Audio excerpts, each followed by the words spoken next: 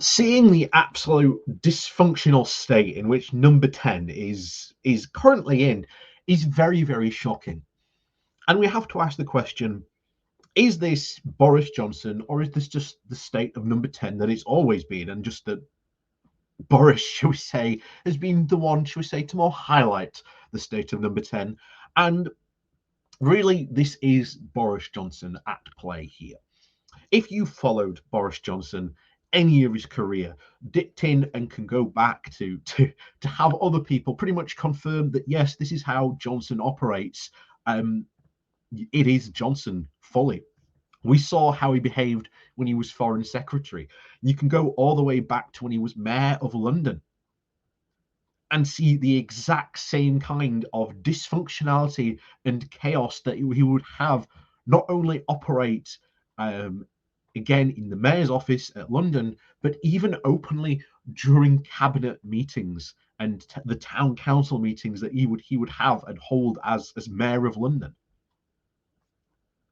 This is who Boris Johnson always was. This is exactly who the Tories knew he was putting in. And as I've said many times recently before, the only reason the Tories are so hesitant to get rid of Boris is because Boris apparently has that touch of electoral magic that started when he won the mayor of London. He has said that he could bring and mold together these people who would never normally vote Tory into the fold. And yet, Boris Johnson is not a very competent politician. And as I've said before, Johnson has survived scandals purely for the fact of basic, blatant pig-headedness of just not going when other politicians would have gone. And I think that's what we're going to see here. And the only way, shall we say, Johnson is going to go is if the Tories give him the old heave-ho. So there is very right, as you can see from the picture here, the sharks are indeed starting to circle around. But as far as Johnson's concerned, these aren't sharks. They're just, little fishies circling around, just nipping at his toes, not, shall we say, the giant shark creeping up behind him, ready to, shall we say, maybe take him out. But, of course, we'll have to wait and see, because as of the time of still doing this, Johnson is still very much large and in charge.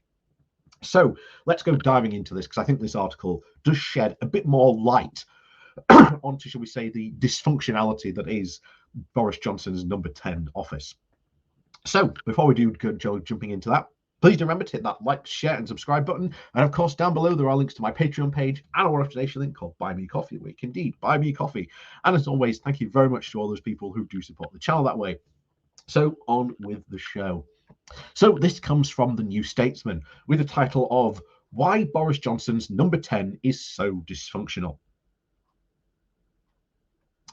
Boris Johnson, in a bid to save himself, has set fire to a number of his senior Downing Street staff in the coming days. Johnson is reportedly to have already decided that a clean out of officials and advisors is necessary.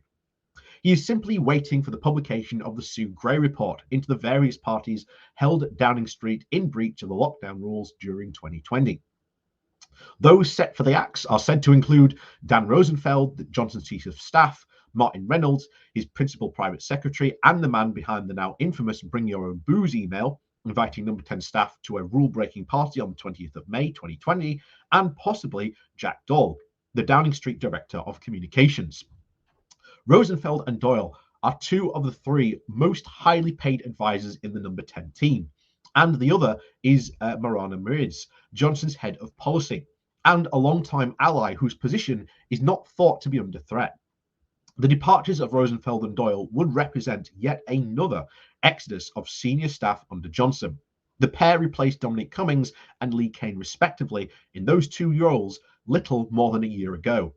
And 16 months ago, when apathy towards Cummings and Cain was at the peak of the Tory party, it felt possible for Johnson to save his standing with MPs by just changing his number 10 team.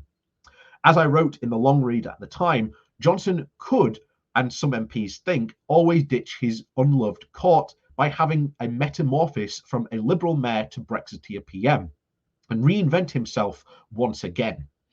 This appeared to be true just a couple of weeks later when Johnson repurposed his teams and then benefited from the UK's rapid COVID vaccine rollout.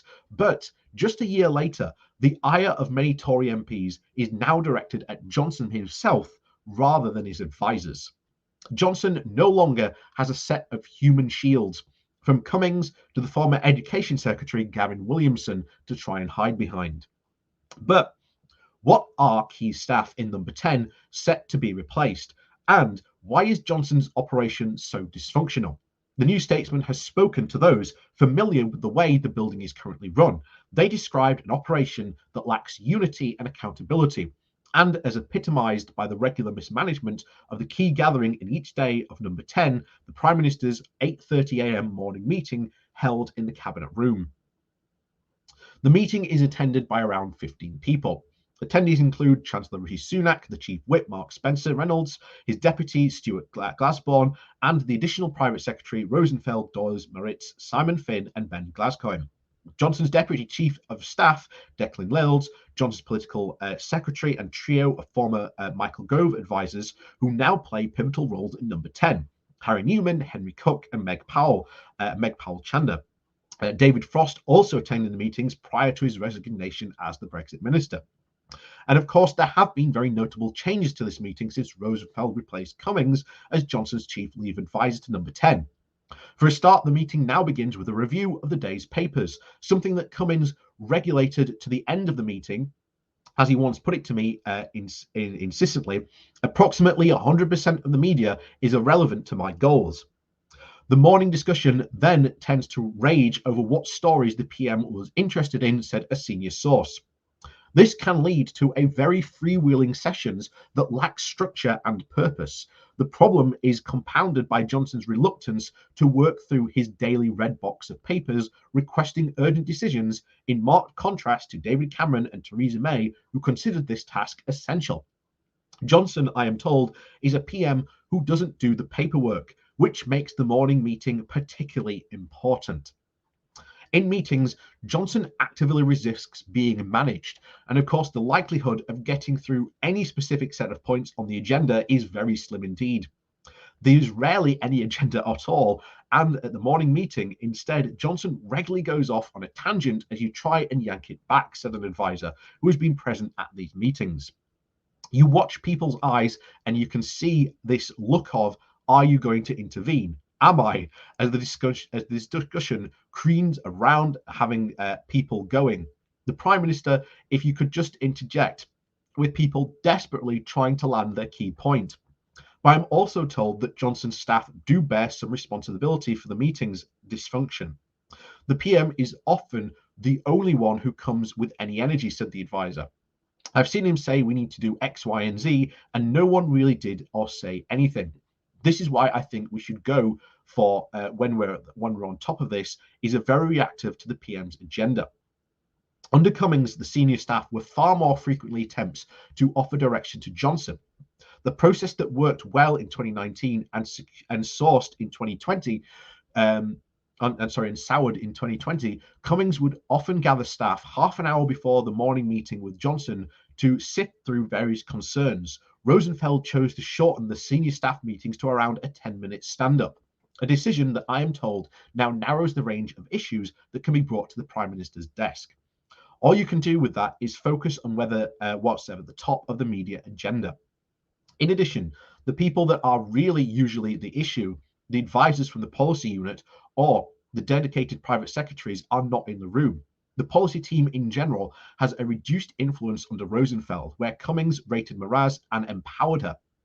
The policy unit team is also no longer based in Number 10, the Cabinet Office next door, as part of the very abortive process indicated by Cummings, which now makes it harder for policy advisors to affect or even know about the ad hoc discussions inside Downing Street. It seems very likely that Rosenfeld, along with Reynolds, will be out of Number 10 within days, and Johnson's chief of staff has indeed struggled to win over both his staff and his boss. And those in the morning meeting remarked that while Rosenfeld would often angle himself towards Johnson in an effort to make sure that his was the key voice in the room, the Prime Minister would regularly look past him to someone else to try and solicit their opinion. It is less clear what happens of those with those aides of Finn, Newman, Powell, and Chandler, who are considered to be favourites of Carrie Johnson, and whom from something of a set aside in number 10. All of these three are relatively recent additions to Johnson's staff, with Newman among the few advisors who has the right to attach notes to the papers that go into Johnson's red box. This power gives him considerable influence over the framing of domestic policy in a very much underreported role that he may retain in any immediate shake-up, so long as Johnson remains in number 10. So this is indeed, to be honest, makes quite worrying reading. But then again, if you know anything about Johnson, this goes all the way back to his days when he was mayor of London. This isn't new. This isn't new news. We've known about this since, as I said, since he was mayor of London. But the Tories don't care. The Tories don't care at all. They don't care about the dysfunction. They care about getting their agenda and staying in power. And as long as Johnson keeps his electoral magic, they don't care. He handed them one of the biggest wins they've ever had in a really modern history. And if Johnson can keep that up, then so be it. They don't care. As I said on my live stream, doesn't care if Johnson got caught with, his pants down, knees deep in a prostitute. They won't care. So long as he keeps his electoral magic, Johnson's staying in. But as soon, shall we say, as any of that magic starts to wear off, or shall we say, the scandal starts to affect, shall we say, the larger Tory party name and brand, then they will act. But as I've said before, look across the pond. Look what the Republicans did with Trump. At any point or any moment, they could have reined in Donald Trump. They could have said enough's enough. But at every single point, they chose not to do that. Why?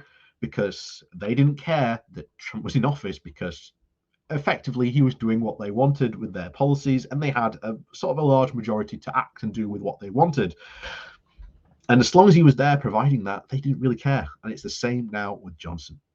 So as always, thank you very much for watching. Please do remember to hit that like, share, and subscribe button on your way out. And of course, down below, there are links to my Patreon page and a one-off donation link called Buy Me Coffee, where you can buy me coffee. And as always, thank you very much for watching. We'll see you all next time.